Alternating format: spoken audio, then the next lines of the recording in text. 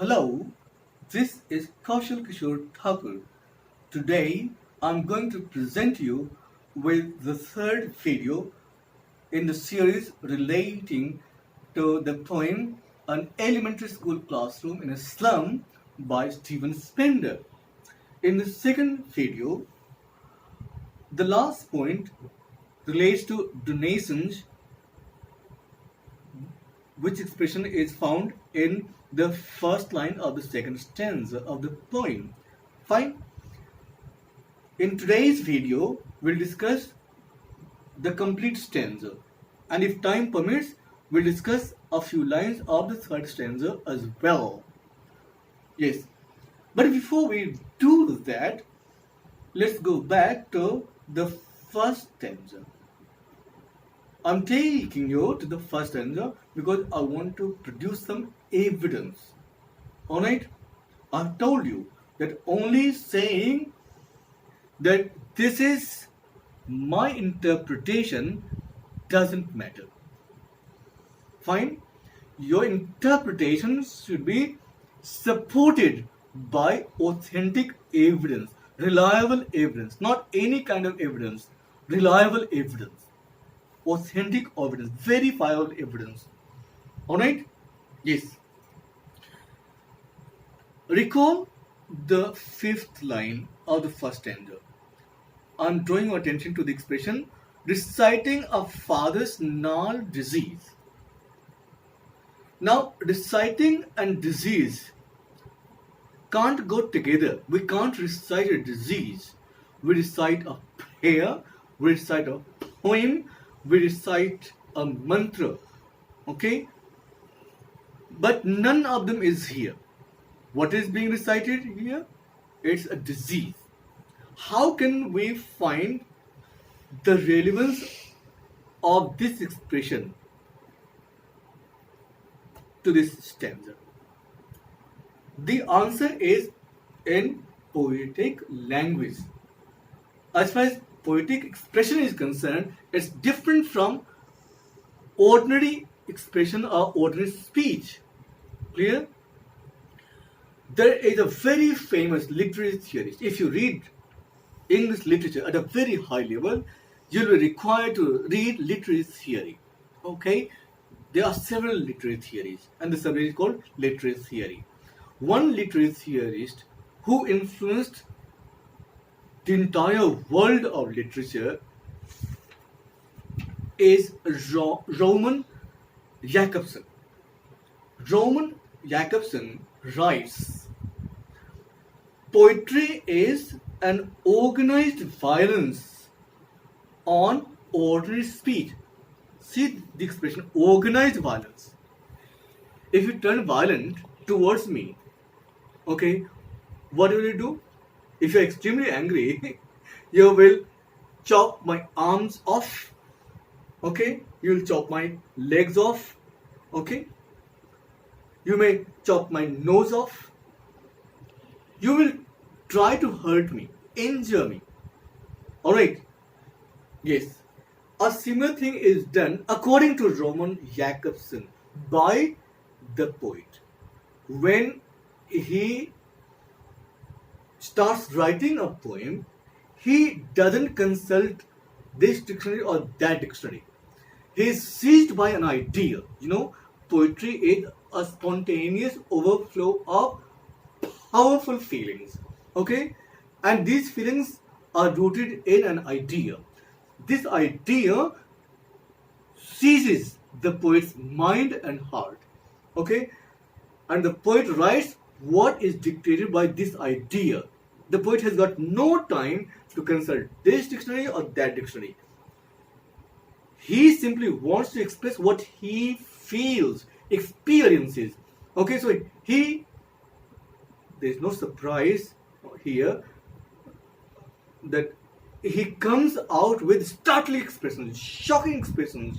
Okay, but they are justifiable because poetic language, according to several theorists, is a deviance from ordinary language, ordinary expression, ordinary speech. There is a subject called stylistics. That subject defines literature in general and poetry in particular as a deviance. What is that deviance? A deviance from normal language, normal expression. Style is a deviance. Alright? So if a poet started writing like an ordinary person, he or she might not be considered a poet in modern literary theory. Alright? Only using rhymes, only using some metrical expressions, and using a number of comparisons, alright, may not make a person a great poet. Alright? Even if there are comparisons, there should be novel. Okay? It is the novelty of expression which matters. Fine? Yes.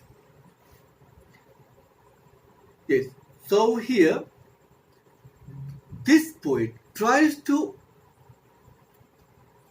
have a kind of violence on ordinary speech. Alright? Ordinary speech says, recite a prayer, recite a mantra, recite a poem. But here, because of the violence used by the poet, the English language is injured. Okay? Two things which don't match in ordinary speech are brought together. Clear? So, poetically speaking, this expression is justified. Reciting a disease, a father's gnarled disease. Is that clear? Yes. If you want, you may read the article written by Roman Jakobson. Alright, if you want, you may write to me and I'll send you a copy of that. Fine. Now, reciting, as I've told you, is not used in the dictionary sense of the word. Reciting can make sense here only when we find that it is used in the sense of displaying the disease. This child is suffering from a bone disease. Okay, this bone disease can be seen by anyone. Okay, this disease is so obvious, so clear that anyone can see. Alright? Yes. So this child is simply displaying his disease and the other person's attention is drawn towards that. Is it clear to you? So reciting a father's gnarled disease is simply displaying this disease to others. Alright? Yes. The second expression is related to the word air. Air. The complete expression is unlucky air of twisted bones. In the second video, I have told you that an heir is a successor. You are successor to your own father. Okay? After your father, you will inherit his property. So here, this child, the same child, inherits not his father's property, but his father's disease. But this inheritance is used only poetically. There is no legal inheritance. There is no legal inheritance. Okay? So, it is not necessary, as I have told you in the second video, that if a father or if a person has a deformed body, his child too must have the same deformed body. It's not necessary. Alright? Yes. Even if a person has a deformed body, his child may be quite healthy. Alright? Yes. The bones very, very fine. Yes. So here the poet simply wants to convey the fact that in the slum, the people are extremely poor. The father's generation too was extremely poor and the child's generation too is extremely poor. So the father has suffered or simply suffered from undernutrition, okay, and he developed this bone-related problem, the child too is suffering from undernutrition, and so he has developed this bone-related problem. So in a sense, okay, this undernutrition has passed on to this child from father. Okay, all right. So this disease, metaphorically speaking, has been inherited by this son. All right. This shows only the economic condition in which the families in the slum are. Is that clear to you? Yes. Now, let's take up the second stanza. In the second video, we have done the first part of the first line of this stanza on sour cream walls donation. Yeah, I want to add something to this expression. See, as far as cream is concerned, it means two things: the cream of milk, okay, and it also refers to a color. All right, the color of the cream also. All right, it is yellowish. All right. So as far as a color is concerned, it relates to the sense of sight. In science, you must have read about the five sense organs. All right. Whenever a poet wants to write a poem, he or she invokes these sense organs. All right. Sometimes the poet may use two different sense organs to express the same thing. All right. Sometimes more than two. In poetry, everything is possible because poetry, according to Roman Jakobson, is an organized violence on ordered speech. All right. So unless there is this kind of violence, there is no poetry in the modern sense of the term. All right. Yes. So here the sense of sight is put side by side the sense of taste, sour. A color relates to sight, while sour relates to taste. Something is tasted with the help of the tongue, okay, while something is seen with the help of the eyes. All right, but these two different senses are fused here. In literature, if a poet or any other writer for that matter fuses two or more senses, we say that there is a literary device which is not prescribed for you, but I would like to mention here. Okay, this literary device is called synesthesia. This is only for extra information so that you may understand this expression properly. All right? Yes. I've already told you about the denotation which is used here. The word sour clearly shows that the poet doesn't have a good opinion of the donations which are displayed on the walls. All right? Yes. Now, Shakespeare's Head. With this, we start the school curriculum or syllabus. There is slight difference between curriculum and syllabus. All right? Curriculum is a broader term, but since you are only children, for the time being, we can use these two terms interchangeably. All right? Yes.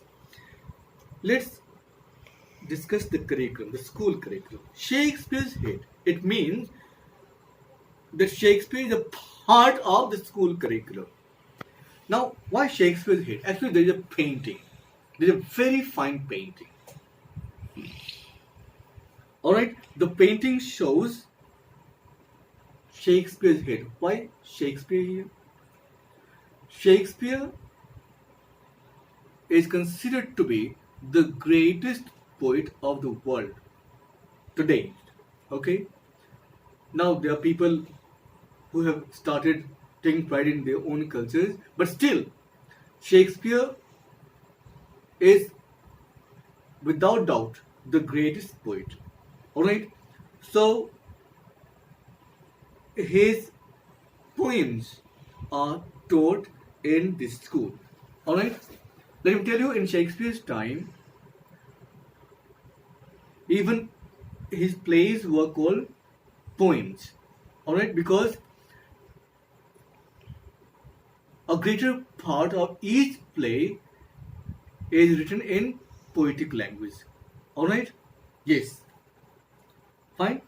So, later you'll find some expressions which suggest that Shakespeare's poems are taught at that school. Alright? So, Shakespeare is a part of the school curriculum. Now, Shakespeare's Head is important. We'll find another expression which relates to this one. Yes. Shakespeare's Head. Cloudless at dawn. The painting is marvelous. Okay? But in order to understand that painting, you need to belong to an aristocratic family. Alright? Or at least you are not bothered about day-to-day affairs. You have so much that you can enjoy art. But if you are struggling for your survival, a great painting doesn't matter to you. Okay? We'll discuss it in detail later. Okay? So in the classroom, there is a very fine painting. The painting shows Shakespeare's head, and in the background, the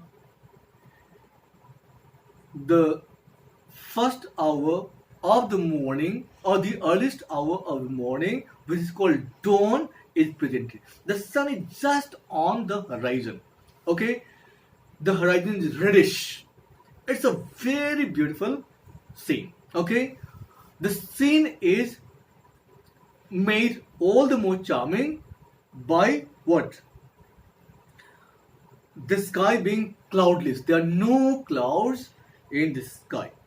Okay, look here. Shakespeare's Head, cloudless at dawn. Alright. Civilized dome. Civilized dome. Dome is a term which is used in architecture. Alright. But there is no real dome as such in this poem. Alright. There is a very fine book.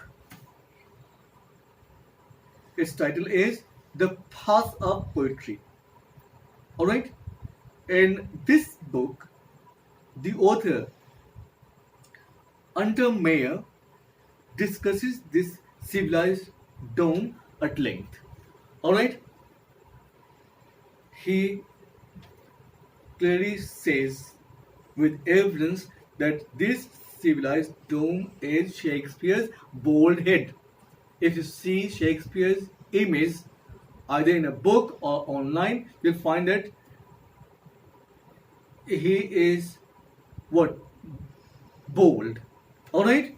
And the head looks like a dome. And since Shakespeare is the pinnacle of British civilization, that civilization which has claimed to civilize the rest of the world. Okay? Here, Shakespeare's head is called what? Civilized. Okay? And since the appearance is that of a dome, Shakespeare's head is called civilized dome. Mind you, there is no piece of architecture here. Shakespeare is being discussed here. So it is Shakespeare's head which is described as this civilized dome. Now we find two figures of speech here. One is.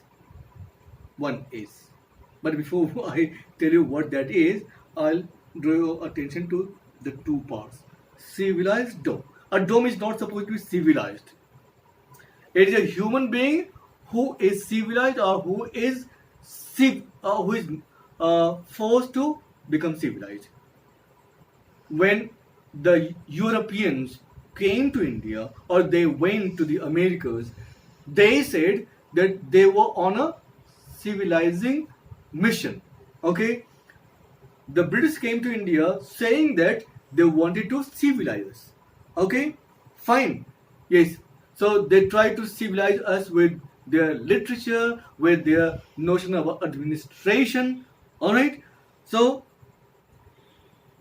in this school also, these children, in the name of civilization, those things are taught which are irrelevant. Okay, yes, so it is human beings who are civilized, but here a dome is called civilized. What do you find here? Something relating to human beings is transferred to a piece of architecture. Naturally, it is a transferred epithet. Is it clear to you? Further, since Shakespeare's head is compared to this civilized dome, alright, we can say that there is a metaphor. Now, you may be surprised that I have said that there is a metaphor here. Yes, there is a metaphor. At school level, only one type of metaphor is taught. For example, the camel is the sheep of the desert. Or this type of metaphor. At a very high level, there are several types of metaphor. And the type of metaphor I'm discussing with you is called an implicit metaphor. The metaphor is implicit here. Alright? The metaphor is implicit. Why is it implicit? A metaphor has two parts. Okay? One is the thing which the poet or the reader sees, the other is the thing to which it is compared. Okay, so in an implicit metaphor, one part is found missing. It is implicit, it is understood from the context. Or if you read about the author and his surroundings, you come to know about that implicit thing. Is it clear to you? So here the context clearly shows that Shakespeare's head is written here. You can see Shakespeare's head. And if you read the book I have mentioned, okay, you'll find that this Shakespeare's head is the civilized dome. Now you can reconstruct this metaphor to suit your need. Shakespeare's head is the civilized dome here. Okay? Shakespeare's head is the civilized dome here. You can say Shakespeare's head is a civilized dome. Is it clear? If you use here, it will be the civilized dome. Alright? Fine? Yes. So, this expression, civilized dome, has two figure speech. One is a transferred epithet and the other is a metaphor. Which metaphor?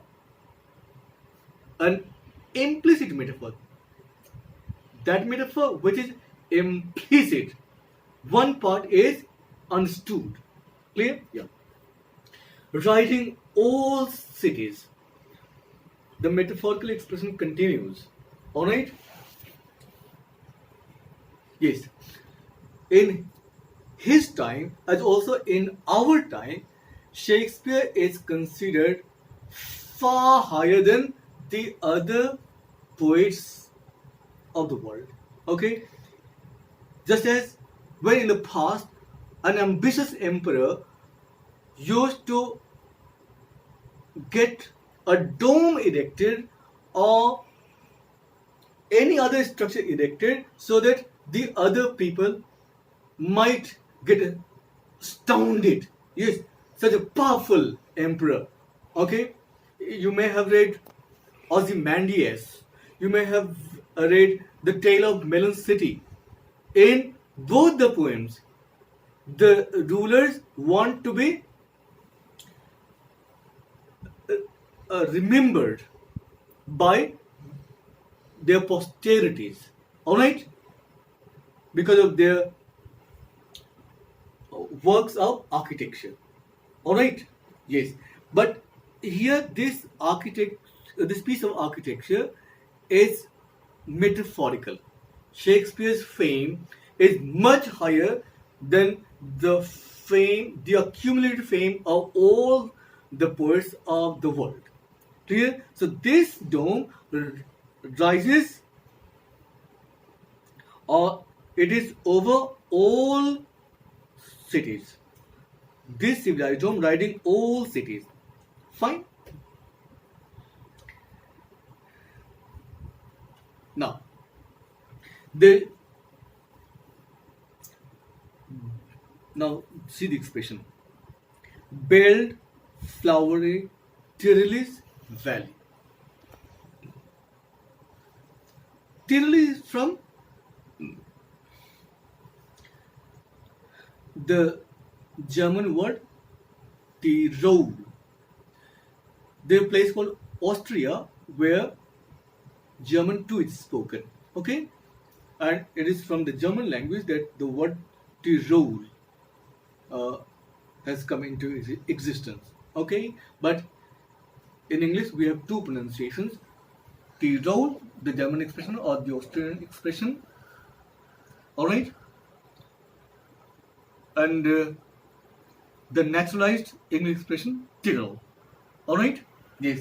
So we have Tyrrellese. This Tyrrellese valley is known for its splendor, magnificence. If you see this valley, you'll be enchanted. You'd like to visit that valley again and again. This beautiful scene is presented in the classroom. Okay, its shape is that of a bell. If you see the valley from a height, okay, you'll find that it is bell shaped. All right, and it is full of flowers, beautiful flowers. If you can afford to go there, please go there during the summer vacation. If the coronavirus outbreak is over, if the coronavirus pandemic is over. Okay? Yes. So this beautiful scenery is presented. Alright? But if you are extremely poor, you don't get enough to eat, how can you appreciate this beautiful work of art? You can appreciate a work of art only when your physiological needs, if we follow Maslow doesn't use the expression physical, he says physiological needs. In the second video, I have talked about a needs analysis. A good curriculum can be framed only when the students' needs are analyzed. But here the students' needs are not analyzed. In the first stanza, the author or the poet has drawn our attention to what the children actually need. Their economic condition is very poor. So the other need is to enable them to have a balanced diet. These children should be educated in such a way that they may earn a lot of money and they may not suffer from deficiency diseases. They shouldn't suffer from undernutrition. But if they are taught about art, if they are taught literature, where will they stand? If you are extremely poor and you recite a very good poem, do you think that you can earn millions of rupees? Millions of pounds? Impossible. Okay? So, as far as an education is concerned, it should be career oriented. Okay? Only those people who want to flourish at the expense of the poor say that an education is meant only for nobility. Education should impart only noble values. Yes, noble values are good, no doubt. We should have noble values. But the first thing is our primary needs, the basic needs. Okay? Our survival. If we can't survive, our minds can never accept aristocratic needs. Alright? Fine. You should read Maslow's theory of hierarchies. Maslow's theory of hierarchies. He says that a person's first need is physiological. Actually, this term physiological has to be understood as physical, body related. And as far as art related needs are concerned, they are at the top. They are at the top. Alright? So there is a hierarchy of needs. First, fulfill the basic need. Alright? Yes. Open-handed map. See, another thing. Here is a geography class. There is a map, and this map is described as open-handed. There is a metaphor here. Open-handed map awarding the world, its world. This map, like a person, is very generous, large-hearted. Why is it called large-hearted? Because it is awarding the world of the children. Okay?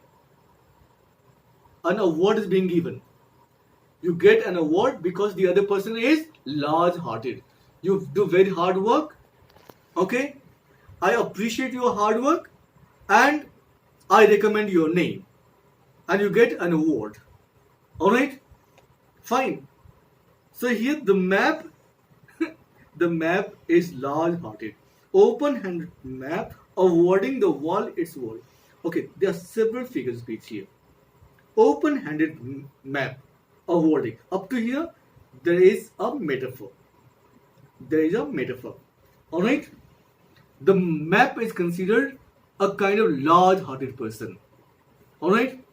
Kind enough, large-hearted enough, okay, to do something for the children. What is being done here? These children who form their own world. See, the word world is written twice here. But the two expressions are different. Okay? In the first expression, the world is of one type, and in the second one, the world is of a different type. Clear? So there is a world of the children of the slum, and the second world is the world we know. Okay? The world which has the continents called Asia, Europe, North America, South America, Australia and Oceania, then Antarctica. Alright, there are seas, there are oceans. Alright, so two words are mentioned here. Alright, the word world has two meanings. One world is the world of the slum in which the children live. Okay, this world is quite different from the other world, okay, in which the people who have framed the curriculum live.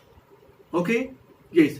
So this children's world is presented with the map of the world which they don't know of. Alright?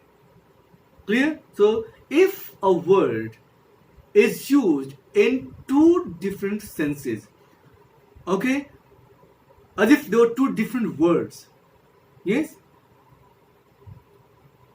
there is something called homophone. Homophone. Okay? Take the word rose. Rose can be a flower and rose can be a person also. So if you want to trick someone, okay, you may use rose. You'll say, oh, I was talking about that flower, but you may be talking about your friend. Alright?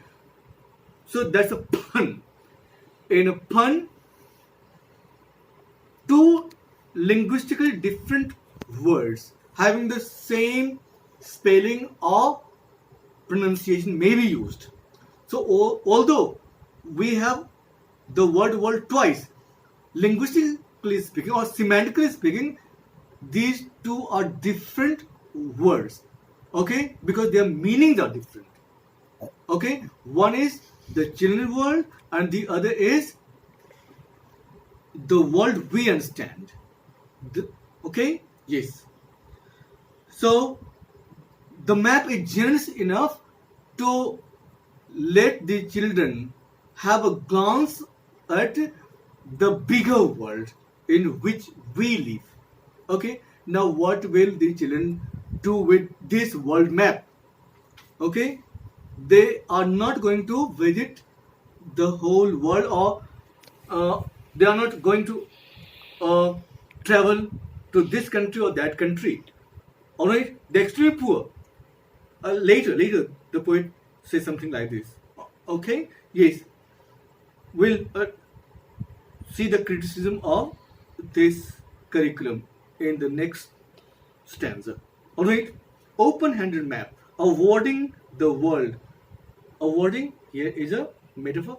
The metaphorical expression starts with open-handed map awarding. Up to here, you have got a metaphorical expression. All right, then the two uses of the word world give us a pun. The word world has two senses. In semantics, there is a subject called semantics. There a term called sense. Alright? Yes. Now, although the word seems to be the same, semantically, this word world is used in two different senses. So semantically, there are two different semantic words. Okay? We have the children's world, and we have the world which we read about in geography. Alright? Yes. And yet, for these children, as far as these children are concerned, this world map is not relevant. Why? These windows, the windows of the classroom, not this map, the world map. Okay? It is the classroom, it is the windows of the classroom which form the children's world. Okay, it is not the world map which shows their actual world. So these windows, not this map, the world map which is being taught to the children. Okay, these windows, not this map, their world. The children's world is what? The slum, or to be precise, their classroom. So if these children have to be taught geography with the map of the slum should be taught, because these children are familiar with only that world. If you read educational psychology, you'll find that a psychologist says that when you teach a child, try to build on what he or she already knows about. Okay? These children know about only their slum. So if they are taught about their slum, they can understand geography in a better way. This teaching of world geography is quite useless to these children. Alright? We'll find this criticism in the next stanza. Alright? Yes. Yes. Their world, where all their futures painted with a fog. Yes. Yes. As far as the children's actual world is concerned, as far as their slum is concerned, these children were born there and they are supposed to die there, because the poet doesn't seem to have any faith in this system of education. This system of education, as Karl Marx and his followers say, perpetuates poverty. Okay? This elementary education imparts only a basic education so that these children may somehow survive. Somehow. Alright? So, there is no optimism here. There's no optimism up to this stanza. But when the poem ends, there is a ray of hope. There is some optimism. But so far, the poet seems to be pessimistic up to the second stanza. Alright? But when the poem ends, it ends on an optimistic note. Alright? Yes. So we have both pessimism and optimism. So far, up to the second stanza, we have pessimism. The poet says, as far as the children's world is concerned, it seems to be painted with a fog. See, a metaphorical expression. See the image created. Here in place of paint, a fog is used. In the winter season, you may see a dense fog. You can't see clearly what is at a distance of 3 or 4 meters. So these children can't see their future. These children can't see their future. Just as we can't see a person who is standing 5 meters or 10 meters away from us when there is dense fog. Okay, so see the comparison between a painting, okay, and a fog. Alright? Yes. Here, painting is done not with a paint but with a fog. A fog simply doesn't let us see what is across it, at least clearly. So these children's future is quite bleak. They don't know what they are going to do after getting this kind of education. Alright? So, as far as their world is concerned, it seems to be painted. The future is bleak. It seems to be painted like a painting with a fog. If you try to paint something with a fog, the fog will not let you see what is across it. So these children can't see their future. Alright? So they are metaphorical expression. Let me finish this stanza. I want you to discuss some lines of the third stanza also, but time doesn't permit me. Yes. Next. A narrow street. I have told you in the first video that as far as slum is concerned, the area is quite congested. In one room, several people live, and houses, which are generally one-room houses, are close by. They are not wide streets. Okay, they are very narrow streets. Very narrow streets. Somehow you can walk. Somehow. Okay. Yes. So a narrow street. The street is narrow because the slum has quite a congested area. Alright? A narrow street sealed in with a lead sky. This poem was written when the fame of the British Empire was at its pinnacle. And this British Empire flourished because of much industrialization. This industrialization brought a lot of wealth to the UK, but at the same time it made the life of the working class hellish. Why blame only the working class? Okay, even the common people suffered. There was so much pollution. That the life in an industrial city like Birmingham was very difficult. It was very difficult to have fresh air. Alright? Now, as far as air pollution is concerned, it is caused by several things. And one of the things is lead particles.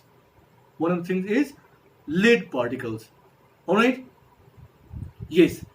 So, here, there is no special sense. Here, these children live in a slum. The slum is near a factory.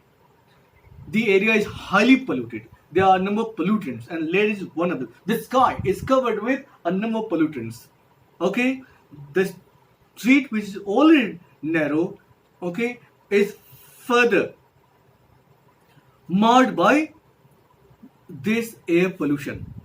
Alright?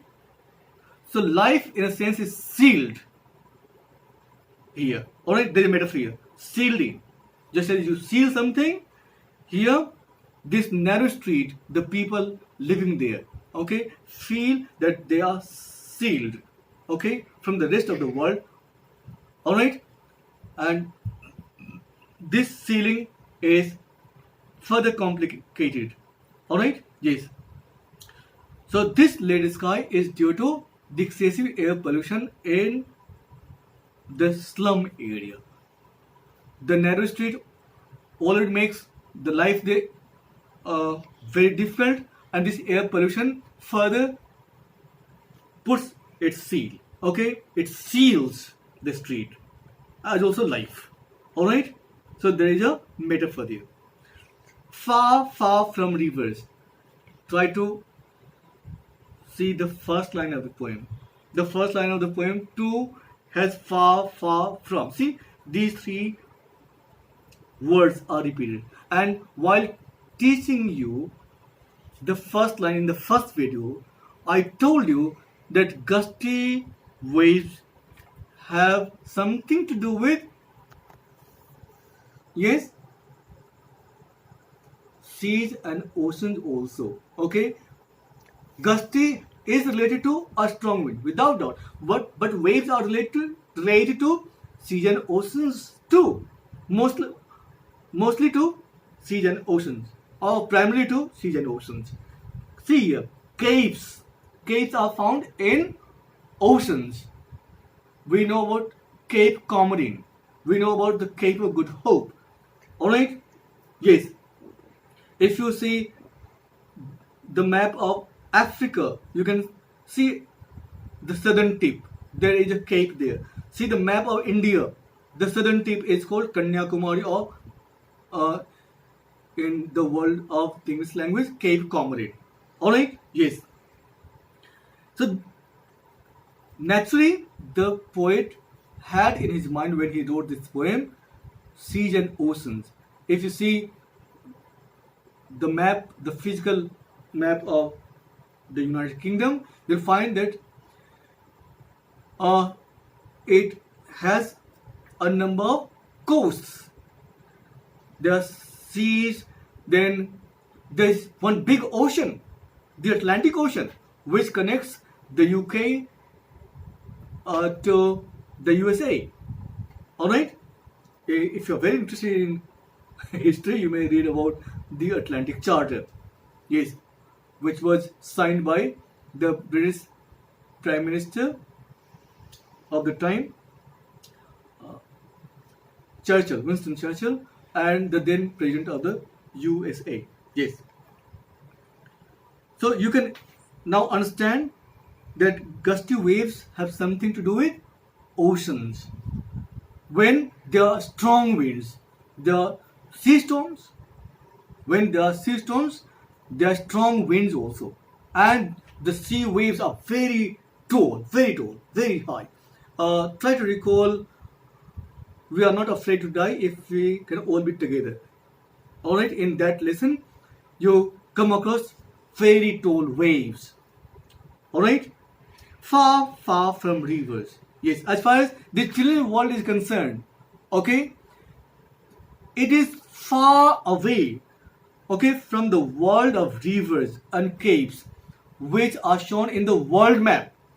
Okay, the children are taught geography with a map of the world. Okay, this map shows different rivers, different caves. Okay, in addition to geography, the children are taught what? Shakespeare's poem. And if you don't have physiological needs and you can understand aristocratic things, try to read Shakespeare's poems. You will be so fascinated by those poems that you will find that the words are like stars. Okay? And actually, when I was doing my PG, I was supposed to read only the first 40 sonnets of Shakespeare. But when I started reading the sonnets, alright, I found them so beautiful, so melodious, so heart-moving that I read all the sonnets, all the 154 sonnets. Whoever understands Shakespeare's poetry sees stars of words. Words look like stars. So here, and stars of words. These are not physical stars. They are metaphorical stars. The words used in Shakespeare's poetry. Please don't get misguided by guides or several websites which give wrong information. Here is a metaphor. These stars are actually words, beautiful words, shining words, which a genius called Shakespeare could invent. Fine, time then permit me to delve into the third stanza. So that's it for today. Thank you.